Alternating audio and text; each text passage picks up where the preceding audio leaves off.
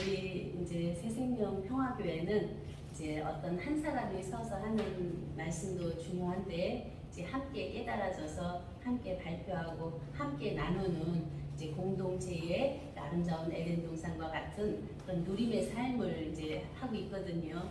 이제 그렇기 때문에 이제 좀 일반적인 예배 이제 그런 면에서 좀 다르리라고 봅니다.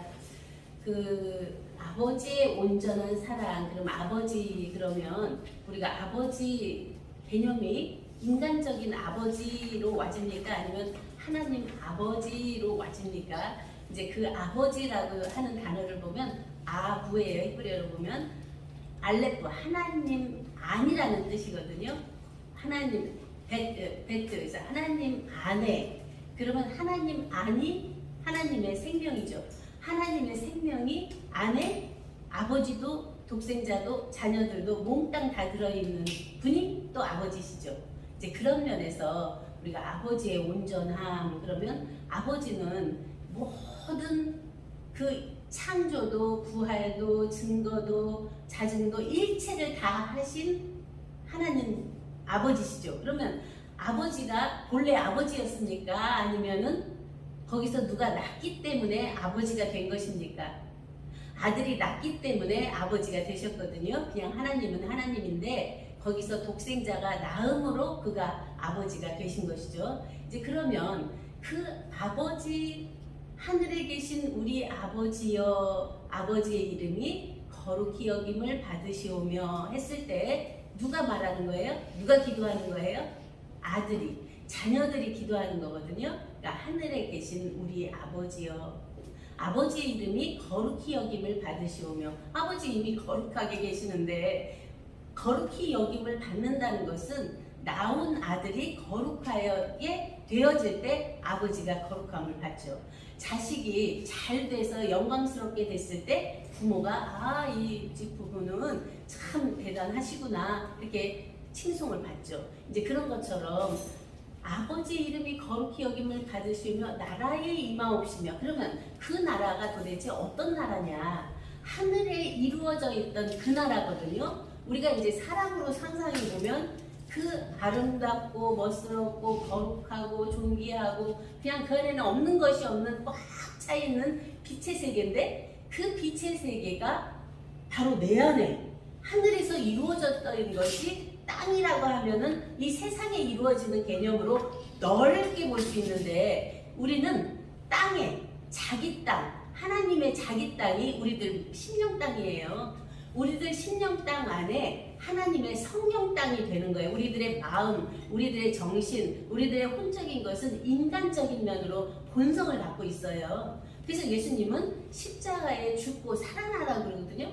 살리심을 받는다고 그러거든요. 그러면 영혼, 몸, 지금까지 우리가 알고 보고 듣고 왔던 모든 걸 다 놓고 아버지께서 주시는 아버지와 아들로부터 오시는 성령을 영접할 때 그 안에서 우리가 주영생의 실체로 된다. 그러면 영혼 몸에 나는 누구고 안에 내면적인 주영생의 실체는 누구냐 하는 면에서 이 영혼 몸은 겉사람 나예요. 일반적인 계시로 부모를 통해서 낳은 또 세상에서 왔던 인간의 유전인자를 받은 그런가 하면은 세상에 있는 선생님들이 우리에게 가르쳐준 그리고 모든 조상들 안에서 유전되어 왔던 이제 이러한 것들이 일반 계시라면 우리들 내면 안에 주영생의 실제는 주 창조 주시고 자조 주시고 자체 주시고 자증 주시고 제자증 주신 주의 영과 생이 내 안에 있는 거예요. 안에. 그래서 천국은 마치 제밭에 좋은 씨를 심은 사람과 같다. 맨 처음에는 그렇게 나와요. 천국은 마치 좋은 씨를 제밭에 뿌린 사람과 같다. 그러면 제밭에 뿌린 사람, 처음에 사람이 나오거든요. 근데 또 두 번째는 사람이 자기 밭에 갖다 심은 겨자씨 하나 같다 그래요. 앞에선 사람이었는데 나중에는 그 사람 안에 갖다 심은 자기 밭에 갖다 심은 겨자씨 하나과 같다. 씨알을 말하거든요. 그런데 또 다음 세 번째는 여자가 가루 서말 속에 갖다 놓은 누룩과 같다고 그러거든요. 그러면 앞에서는 사람이었고 다음엔 씨였는데 그것이 부풀게 했다. 그 씨가 성령으로 풍성해졌다는 내용이거든요. 그러면 거기서는 말씀을 듣고 깨달아졌는데 깨달음이 내 안에서 숙성돼서 성령화되는 것을 말씀하셔요. 근데 거기까지 세 번째 천국을 말하거든요. 네 번째 천국으로 들어가는 것은 천국은 마치 밭에 감추인 보화와 같다 그래요. 그러면 그 보화가 밭에 아까 앞에서는 자기 밭에 갖다 심었다고 했는데 밭에 감추어져 있는 보화라고 그러거든요. 그럼 본래 있다는 내용입니까? 아니면 갖다 넣었다는 내용입니까? 본래 그 자기 밭에 있던 밭에 감추인 보화를 발견하는 것이죠. 그러면 그 밭에 감추인 보화를 발견한 다음에 천국이 어떻게 되냐면 다섯 번째예요. 다섯 번째로 보면은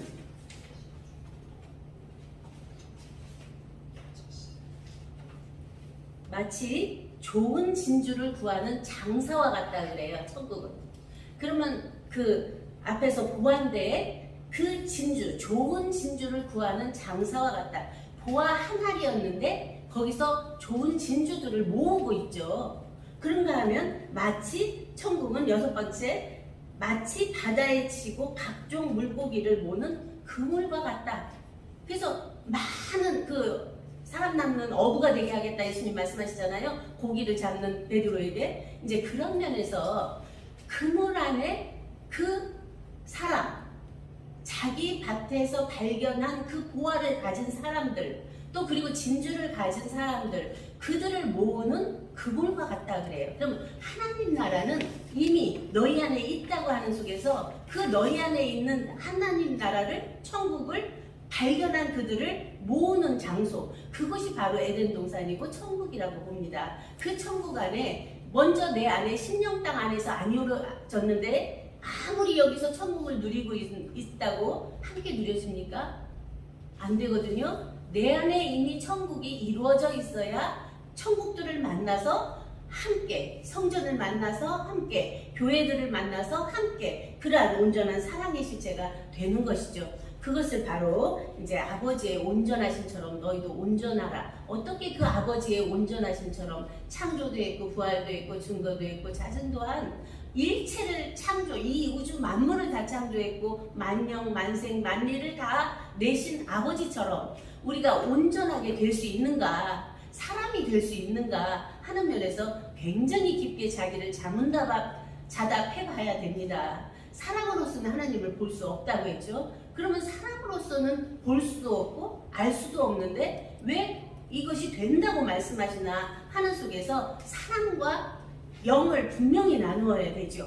사람, 육체적인 사람과 안에 있는 하나님의 영을, 특별한 말씀을 받은 나의 영을 나누고 그 영 안에 하나님 자체 영을 분별하고 하나님 자체 영 안에 하나님 생명이 계심을 우리가 발견해야 되죠. 이 하나님의 생명이 바로 아버지 생명, 아들 생명, 아들들 생명이 온전케 되어 있던 그 생명의 실존이거든요. 이 생명을 발견하는 것이 우리에게는 그 온전함이 온전함으로 나타나는 거예요. 그래서 우리가 지금까지 신앙생활 그리스도의 도의 초보 아까 말씀드렸잖아요. 말씀 앞에서 다 말씀드렸잖아요. 이제 그리스도의 도의 초보가 뭐냐 했을 때 죽은 행실을 회개하고 하나님께 대한 하나님 믿어 하는 거, 또 세례 받아서 거듭났어 하는 거나 안수를 받아서 이제 병고침, 안에 소경이고 귀머거리고 뭐 안진뱅이고 이런 거 고침 받았다고들 하는데 실제로 됐나? 그리고 죽은 자의 부활, 죽어서 부활해야 된다 한다 하는 것도 이제 믿는 사람들은 많이 알고 있죠. 그런데 또 영원한 심판이 있다 마지막 때. 그런데 그것에 대한 관한 교훈의 털을 다시 닦지 말라는 거예요. 그리스도의 도의 초보라는 거야, 이 몽땅 다. 그러면 그리스도의 도의 초보를 버리고 완전한 데 나아가라고 하는 것은 태초로 가야 되죠. 태초 안에서 몽땅 창조의 세계는 다 지금까지 아까 아담이 선악과를 따먹어서 타락했고 또 그 타락된 안에서 셋을 세웠는데 또 바벨탑을 쌓아서 또 거기서 노아의 방주에 들어가지 못해서 다 멸하고 또 바벨탑 쌓아서 거기서 멸하고 이러한 심판이 계속되는데 이러한 밑으로 내려가면 계속 심판이 되는데 우리는 태초에 하나님이 천지를 창조하시니라 이미 창조로 나타난 거죠. 요즘에 그 인터넷 세계에서 보면은 그 가상 세계를 굉장히 말을 많이 해요. 초월 세계. 그게 메타버스예요. 메타버스. 근데 메타버스라는 말을 굉장히 많이 쓰고 있는데 초월 세상을 말하거든요. 이 세상에 나타난 건물이니 뭐 이런 집이니 이런 것을 나무니 뭐 이런 사람을 말하는 게 아니라 초월돼 있는 가상의 세계 현실이에요. 그것을 사고팔고 다 하고 있어요.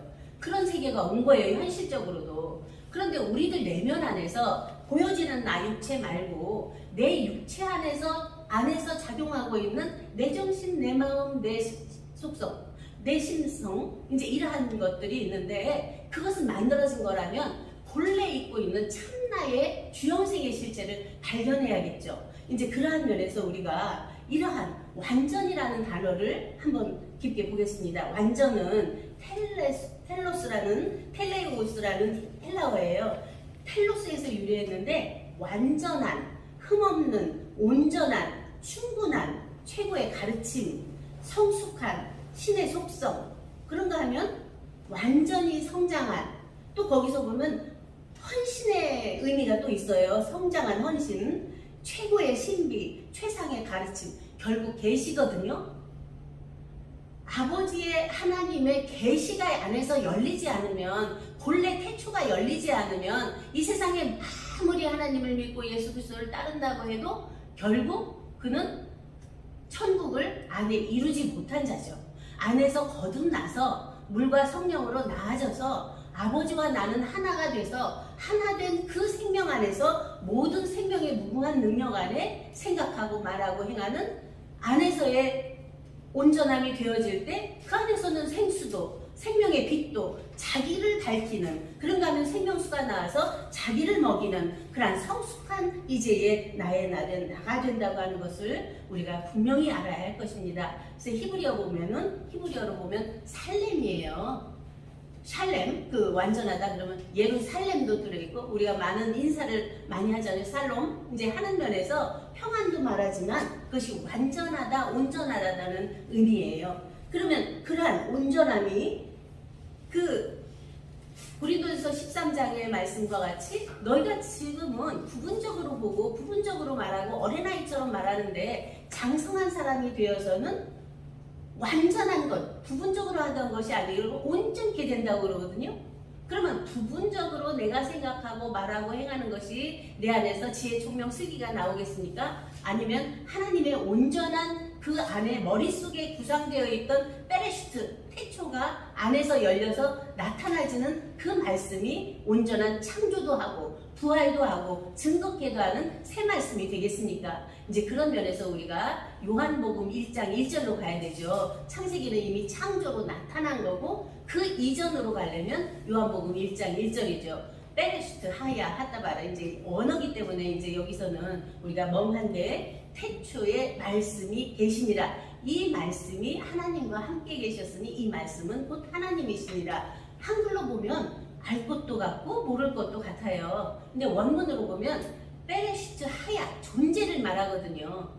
태초에 존재가 있었다. 그 존재가 말씀으로도 있었고 하나님으로도 있었고 하나님 안에 말씀이 나타나서 만물을 창조했다. 이러한 개념으로 보이거든요.